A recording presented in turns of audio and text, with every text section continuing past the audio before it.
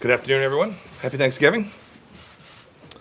I want to touch on 5 topics today. First, the United States today sanctioned an international network that the Iranian regime and Russia are using to provide millions of barrels of oil to the Assad regime. This is in exchange for the movement of hundreds of millions of dollars to the IRGC Quds Force. That money is then passed on to terrorist organizations like Hezbollah and Hamas. The United States, in its continued efforts, will not allow these dirty dealings to flourish. Iran will not be allowed to exploit the international financial system to hide revenue streams it uses to fund terrorist activity, support sectarian militias abusing civilian populations, or to destabilize the region. Second, you've seen that Interpol is electing a new president. It's an important organization. We strongly endorse Kim Jong-yang, who is serving as its acting president. We encourage all nations and organizations that are part of Interpol and that respect the rule of law to choose a leader with credibility and integrity that reflects one of the world's most critical law enforcement bodies. We believe Mr. Kim will be just that. Third, our Special Representative for Afghanistan Reconciliation, Jamal Khashoggi, just got back from his trip to Afghanistan, the UAE, and Qatar. Ambassador Khalilzad's first and last stop was Kabul, where he met with President Ghani, Chief Executive Abdullah, and other Afghan stakeholders to facilitate a peace process between the government of Afghanistan and the Taliban. During his visit to Kabul, Ambassador Khalilzad met with men and women active in Afghan civil society and peace efforts, members of the media, and other governmental and non-governmental organizations. In every one of his meetings, Ambassador Khalilzad stressed that all Afghans must have a say in creating a sustainable peace for Afghanistan. We will continue to work with all interested parties to support and facilitate an inclusive peace process. Fourth, our Special Representative for North Korea, Steve Biegun, is meeting today with his Republic of Korea counterpart to further strengthen our close coordination on efforts to achieve our shared goal of the final fully verified denuclearization, as agreed to by Chairman Kim. These are important discussions today with the Republic of Korea. They are discussing ongoing diplomatic efforts, our sustained implementation of UN sanctions, and the inter-Korean cooperation. And finally, I just left the meeting with Turkish Foreign Minister Çavuşoğlu today. I welcome the positive momentum in our relationship following the release of Pastor Brunson and urged reopening additional channels to address issues of mutual concern. We are still greatly concerned about Turkey's continued unjust detention of U.S. locally employed staff and citizens, including scientist Serkan Gölge. We also discussed the Khashoggi case and the need to work together to de-escalate conflict in Syria, support the reinvigoration of the UN-led peace process, and achieve a peaceful, lasting solution to the Syrian conflict. With that, I'm happy to take a few questions. I'll call on questions. Secretary, one of the things that the president points to in his statement is a $110 billion arms initiative. But by the State Department's own record in October, only $14.5 billion has come through. When do you expect to see the rest of the money from that arms agreement?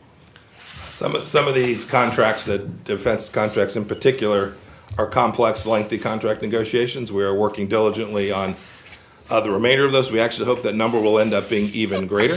I couldn't tell you when those negotiations will conclude, but we are very, very hopeful that each of those commitments that the Kingdom of Saudi Arabia made to the United States to purchase equipment will be completed in a timely fashion. Yeah, thank you so much. Mr. Secretary, based on the President's statement, moving forward, the relations with Saudi Arabia won't be affected by the killing of Jamal Khashoggi, and how can you differentiate between the kingdom and the crown prince? Yeah. So it's a mean, nasty world out there.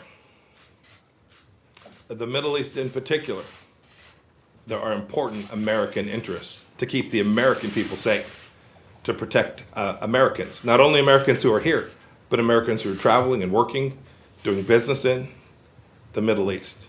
It is the President's obligation, indeed the State Department's duty as well, to ensure that we adopt policies that further America's national security. So as the President said today, the United States will continue to have a relationship with the Kingdom of Saudi Arabia. They're an important partner of ours. We will do that with the Kingdom of Saudi Arabia, its people. That is That is the commitment that the president made today. It's that straightforward. This is a long, by the way, this is a long, historic commitment, and one that is absolutely vital to America's national security. We are determined to ensure that we continue to make sure that we take care of the American people in all of the strategic decisions we make about with whom we work around the world. Michelle with NPR. So one quick follow-up on that and then a question on Iran. So does the America First agenda mean putting U.S. business interests ahead of human rights concerns? And then on Iran, have you considered any specific actions, specific sanctions to pressure Iran to release the American citizens who are held there? Hey, try taking your second question first. Yep. We are engaged every day, literally every day, in working to return every U.S. citizen who was either wrongfully detained or a hostage somewhere around the world. That certainly includes Bob Levinson and all those that are being held by the Iranian regime. We're determined to get them back. As President Trump has made very clear, we're not going to pay a price for their return, but we're prepared to work with all those who can assist us in getting those Americans returned to their families and returned here to our country. Your other question is best answered by talking about what we have already done. There has been an enormous effort with respect to fact-finding with pertaining to the death, the murder of Jamal Khashoggi. A lot of U.S. resources have been devoted to determining the facts to the best of our ability to determine precisely what happened there. The United States took a very strong response. We have sanctioned 17 individuals in connection with that investigation.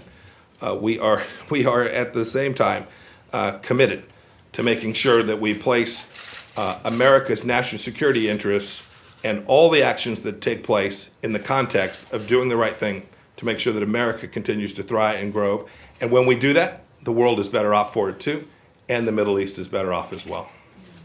Ben from NHK. Yeah, you mentioned Steve Biegun's meeting with a South Korean counterpart. I just wanted to ask, what's the message he's going to be sending as far as what the U.S. government would like to see South Korean government do as far as coordinating their inter-Korean efforts and the denuclearization efforts? So I think there's complete agreement between the South Koreans and us with respect to how this should proceed. We now have a working group that formalizes those processes so that we can be sure that we don't talk past each other, that we don't take an action or the South Koreans don't take an action that the other is unaware of or hasn't had a chance to comment on or provide their thoughts. And that's the purpose of the working group that's being led on our side by Stephen Biegun. We have made clear to the Republic of Korea that we do want to make sure that that peace on the peninsula and the denuclearization of North Korea aren't lagging behind the increase in the amount of interrelationship between the two Koreas. We view them as tandem, as moving forward together. We view them as important parallel processes, and that working group is designed to make sure they continue to remain that way. And a final question, CNN. Hi, Secretary Pompeo. You mentioned you're gathering all these facts. Does the president's statement today mean that that fact-finding segment is over? And have you seen the assessment he is expected to get today? I can't comment on intelligence matters. I direct you to the DNI, Director Coates, or to the CIA to talk about particular intelligence issues. Facts will obviously still continue to come to light. I'm confident of that. It's the way the world works. And as these facts come to light, will you pursue further actions against whoever, even if it does show culpability? We have been unambiguous with respect to how we have treated the data set that we have been able to get. When America has the information it needs, it will, of course, do the right thing to protect American interests. And we have done so every time. How can you trust the Saudis after so much disinformation? As well, a question. The Prime Minister Saad Hariri said that they are as well as going to the government.